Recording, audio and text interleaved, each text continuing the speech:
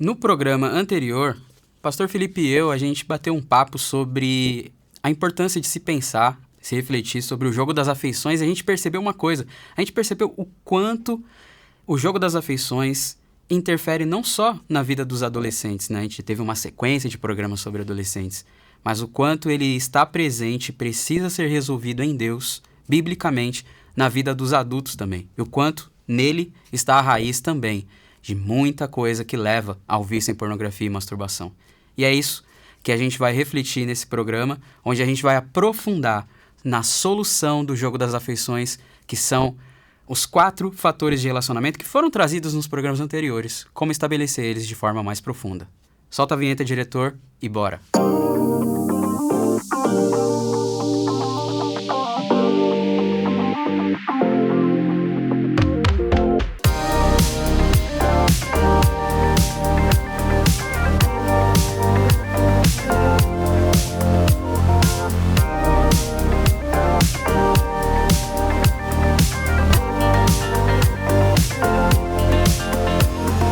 Fala galera, mais um programa do Telmídia aqui na Comev, em São Paulo, programa Vida Pura, programa para toda a família, para você que está aí, aqui na Telmídia, que está recebendo sempre a gente aqui, glória a Deus por eles. Olha, antes de eu começar, já vai aí no sininho, já clica, já se inscreve no canal, já curte, comenta, agradecendo até, aproveito para agradecer quem está sempre interagindo aí nos comentários, nos nossos directs nas redes sociais, quem está sempre assistindo, divulgando o programa. E indico para vocês, baixem o streaming da Telmídia, vai ser totalmente benéfico para você, para sua família, para os seus filhos. E até nessa busca que nós estamos aqui de estabelecer, né, a gente veio numa construção aí falando sobre como construir com os adolescentes as bases bíblicas de relacionamento. Com certeza, o streaming do Telmídia e todo o conteúdo da Telmídia vai te ajudar nesse sentido também, ok? Mas bora lá, a gente vai falar hoje sobre o primeiro fator de relacionamento que foi trazido nos programas anteriores, né? O relacionamento com Deus, o quanto ele é importante, porque a gente percebeu, como eu disse na introdução do programa, que o jogo das afeições ele não é algo que vai interferir e prejudicar se não for bem vivido, se não for bem resolvido em Deus, biblicamente. Ele não vai só prejudicar o adolescente. Na verdade, quantos de nós, adultos, você que talvez está assistindo esse programa, eu posso dizer por experiência própria, quantas coisas da nossa adolescência que não foram bem resolvidas e desaguaram em caos, em traumas e em questões que só nos atrapalham na nossa vida adulta também. Quantas vezes a raiz até do vício em pornografia tem também suas influências na falta desses 4 fatores de relacionamento que não foram bem estabelecidos e construídos na nossa infância, na nossa pré-adolescência, na nossa adolescência e no início da nossa fase adulta. E agora a gente meio que tem que fazer essa lição de casa, né? De voltar, como foi dito nos programas anteriores, voltar nessas gavetas que a gente ficou guardando todo esse caos e simplesmente ir lá e encarar. É preciso fazer isso. E o primeiro fator de relacionamento, como foi dito, é o relacionamento com Deus. Por quê? Porque Deus é quem mais conhece o meu e o seu coração, então as nossas respostas sobre quem nós somos, para que estamos aqui, qual o propósito da nossa vida, elas são respondidas em Deus. Eu vou começar com um texto que vai nos trazer o porquê esse primeiro fator de relacionamento é tão importante. Na verdade, através dele, todos os outros fatores vão sendo construídos. Sem ele, a gente vai desaguar nas 3 buscas lá que foram trazidas no programa sobre Jogo das Afeições. Se você não assistiu, assista o programa sobre Jogo das Afeições e depois também o bate-papo entre mim e o Pastor Felipe ali sobre Jogo das Afeições, mas daqui a pouco você assiste esse programa. Assiste esse daqui de agora até o final, depois você volta lá. Quais eram essas três buscas da egolatria nossa, né? Quando não são estabelecidos os 4 fatores de relacionamento, que são relacionamento com Deus, relacionamento comigo mesmo, relacionamento com as figuras de autoridade na minha vida e relacionamento com o mundo ao meu redor. Quais são as 3 buscas? As 3 buscas em todas as minhas afeições e relações, sejam com pessoas, com coisas ou situações, são: a primeira, eu busco referências para construir um novo eu mais aceitável, na verdade um eu mais performático, digamos assim, né? A nossa máscara, a famosa máscara que todo viciado sexual usa. A segunda busca, eu busco suprimentos nas relações para o meu eu caótico, porque eu não consigo sustentar uma máscara por 24 horas por dia. Nem que seja no momento que eu vou no banheiro fazer necessidades ou eu vou dormir, em algum momento do meu dia, eu vou estar sozinho comigo mesmo e aquele caos vai vir à tona. As minhas lembranças, o meu eu que eu não aceito e tudo mais, vai tudo vir à tona. Então eu preciso de suprimentos para deixar mais aceitável, né, para o meu ego. Quando essas duas buscas falham, elas sempre falham, fica só a terceira, prazer pelo prazer. E aí eu uso tudo como objeto. Pronto, meu coração é um coração idólatra. O que é idolatria? Usar tudo, inclusive até o próprio Deus muitas vezes, como objetos para o meu próprio prazer, para o meu próprio benefício. Então, quando eu não estabeleço os 4 fatores de relacionamento, eu vou para essas 3 buscas da egolatria. São esses 4 fatores de relacionamento com Deus, comigo mesmo, com as figuras de autoridade, com o mundo além do meu, que, construídos biblicamente, vão destruir a idolatria no meu coração. E a gente fala desde o primeiro programa aqui do Vida Pura, na Telmídia, que pornografia, masturbação e imoralidade sexual são tudo farinha do mesmo saco. Que saco? O saco da idolatria do coração. Tudo é idolatria do coração. Como quebrar? Estabelecendo os 4 fatores de relacionamento, e o primeiro hoje é o relacionamento com Deus. Olha só o que diz Oséias, capítulo 4, versículo 6. Diz o seguinte: Meu povo foi destruído por falta de conhecimento. Uma vez que vocês rejeitaram o conhecimento, eu também os rejeito como meus sacerdotes. Uma vez que vocês ignoraram a lei do seu Deus, eu também ignorarei seus filhos. Deus usando o profeta Oséias para falar isso. E aí a gente pensa, o povo foi destruído por falta de conhecimento técnico, filosófico, sociológico? Não. 2 capítulos depois, se você ler o capítulo inteiro de Oséias 4, você vai perceber que não é disso que Deus está falando. O que Deus está falando? 2 capítulos depois, Oséias fecha esse raciocínio.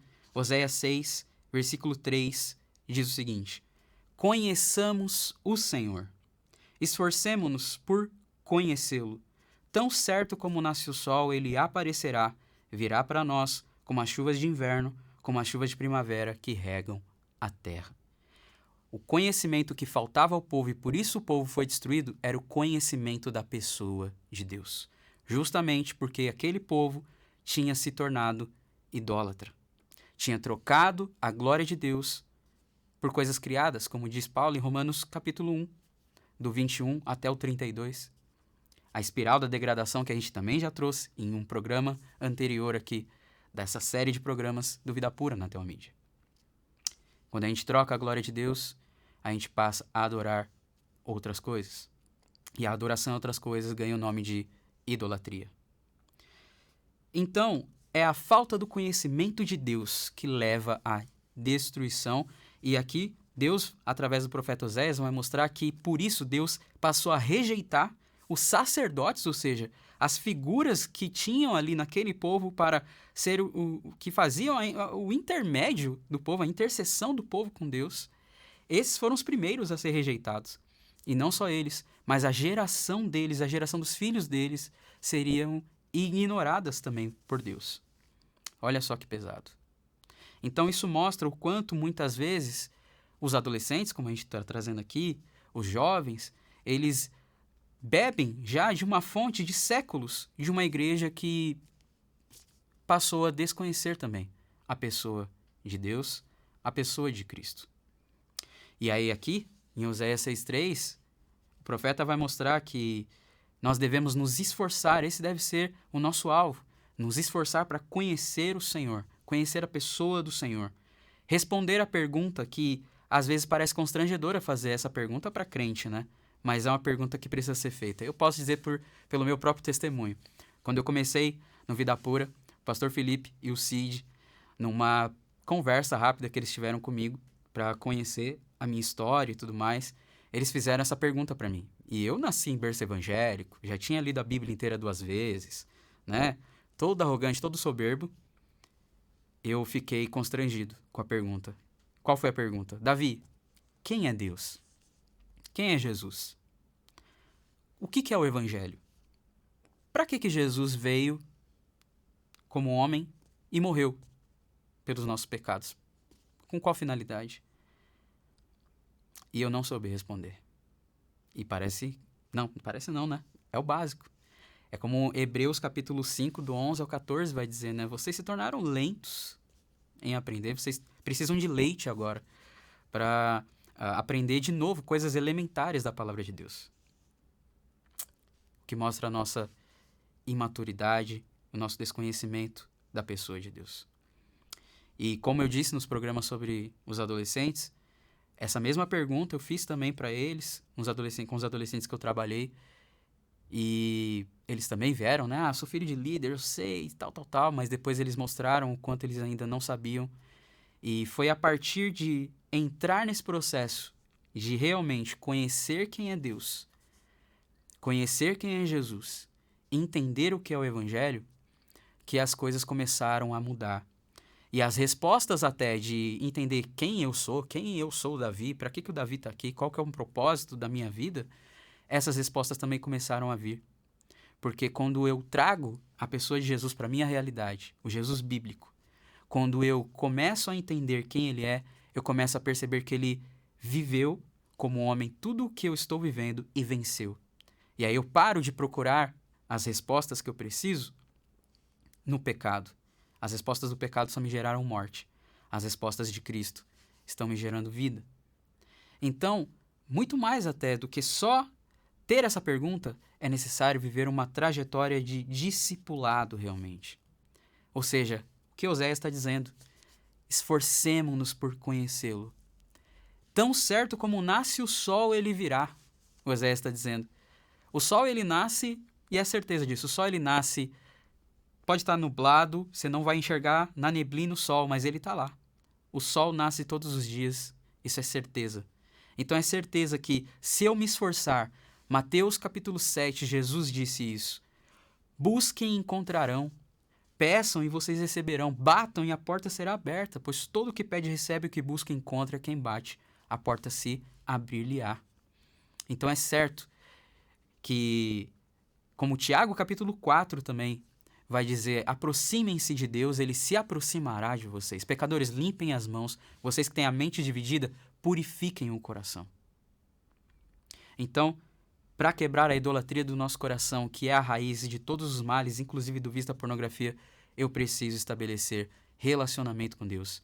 E agora eu descubro que Deus é o maior interessado nisso, a ponto de ele dizer para mim, através de Oséias 6,3, tão certo como nasce o sol, ele vai aparecer para mim, ele se revelará a mim, na medida em que eu buscá-lo, na medida em que eu me esforçar para conhecê-lo. E a palavra que a gente pode resumir nessa trajetória de se esforçar para conhecer Jesus é a trajetória de discipulado. E é o que a gente vive no processo de renovação da mente no Ministério Vida Pura. A gente chega querendo, ser livre de um vício, não ter mais o peso da culpa e tudo mais, se tornar um melhor marido, se tornar um melhor filho, se tornar um melhor servo, né? Não ficar com aquele peso de culpa por dedilhar com os mesmos dedos que eu dedilho a guitarra no domingo no culto, é os mesmos dedos que durante a semana, e às vezes até no domingo, antes ou depois do culto, eu tô lá me masturbando, quero abandonar esse peso. Aí eu venho pro Vida Pura e eu descubro que, na verdade, o meu foco não é esse. O meu foco é conhecer Jesus, é andar com Jesus, é estar com Ele.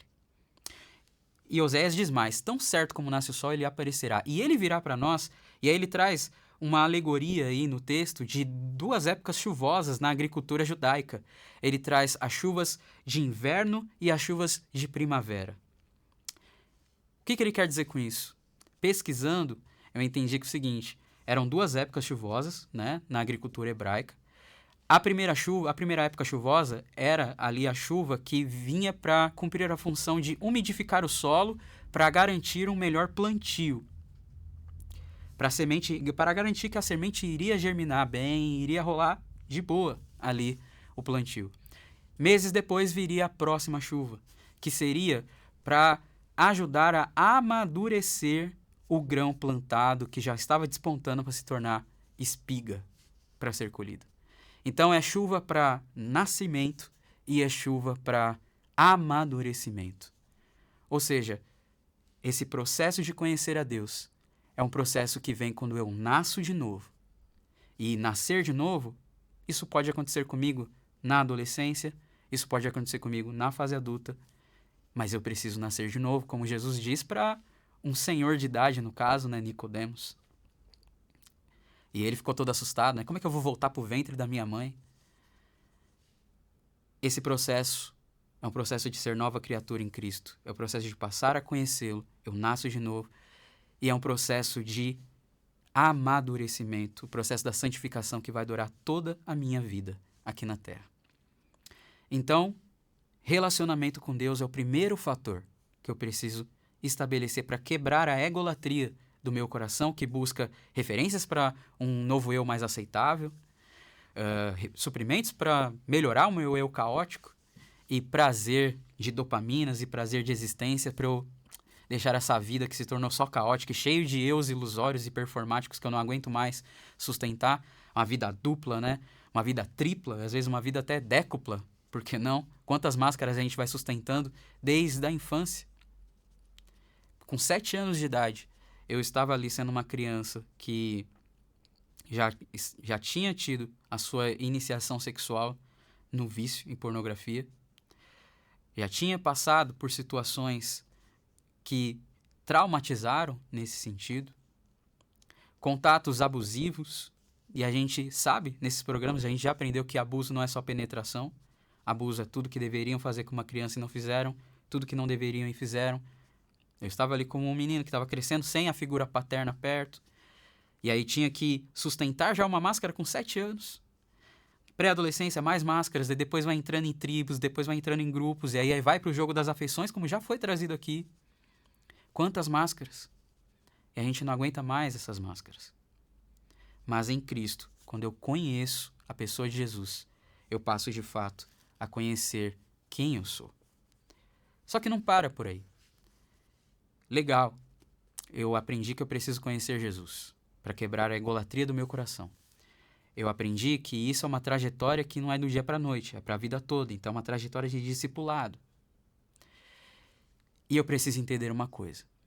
Eu preciso enxergar Jesus não como só mais uma figura legal que eu passei a admirar e passei a gostar e passei a, muito mais do que isso, idolatrar no meu coração.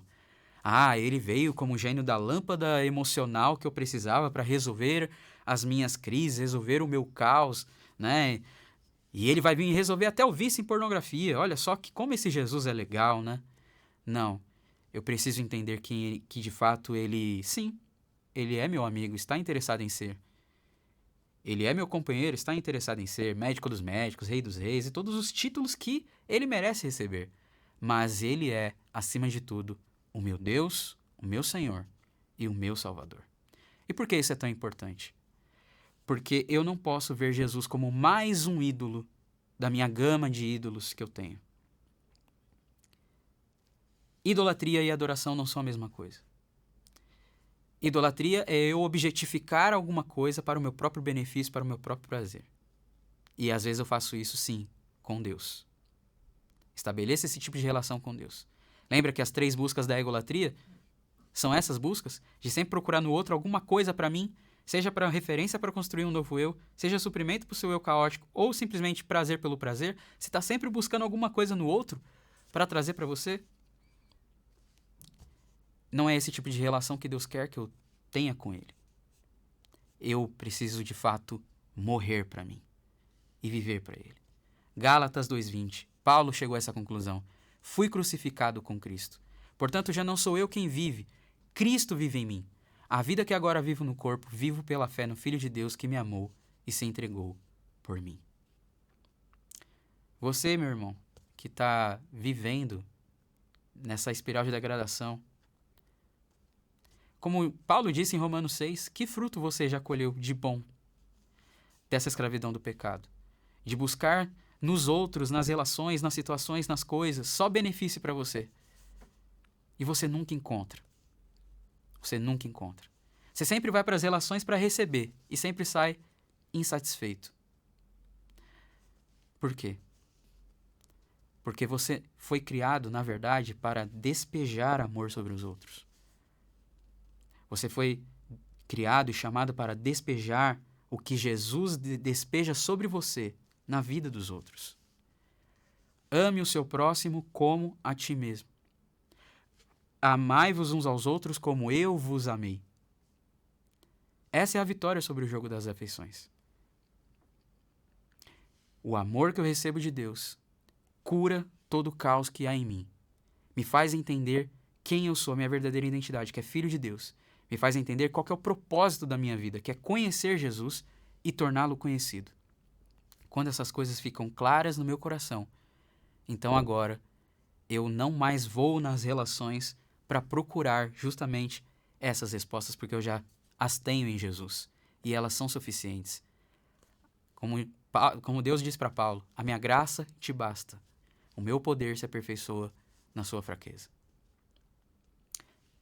E agora, com esse amor que você recebe, com esse conhecimento da pessoa de Jesus, você agora não vai conseguir segurar isso. Se realmente você foi salvo, se realmente você está conhecendo Jesus, que é uma trajetória para a vida toda, né? Jesus disse em João 17,3 que a vida eterna se resume em conhecer a Ele. Você não vai conseguir segurar isso para você. Você vai querer transmitir para os outros. Então, é conhecer Jesus, viver uma trajetória de discipulado e quebrar a ideia de que Jesus é só mais um ídolo no seu coração. Não, Ele é seu Deus. Ele não está aí para ser o seu gênio da lâmpada. Você agora vive para a glória dele. Esse é o primeiro fator que precisa ser estabelecido. Mas esse é o primeiro de 4 fatores. Nos próximos programas, a gente vai trazer esses outros fatores. No próximo programa, a gente já vai trazer o segundo fator, que é o relacionamento consigo mesmo. O relacionamento de você com você, que precisa ser vivido, encarado e transformado também a partir desse primeiro, que é o relacionamento com Deus. Até lá, mais uma vez eu reforço o pedido. Curta, compartilhe, baixe, entre para a comunidade dos que tem aí o streaming da Telmídia, que só cresce cada vez mais. Siga o Vida Pura nas redes sociais e o Telmídia também. No Instagram, @Ministério Vida Pura. Pode também seguir o @ do pastor Felipe Bentre, que é @Felipe Bentre. Eu sempre coloco pastor antes. Siga no meu Instagram também, @DaviW Nascimento.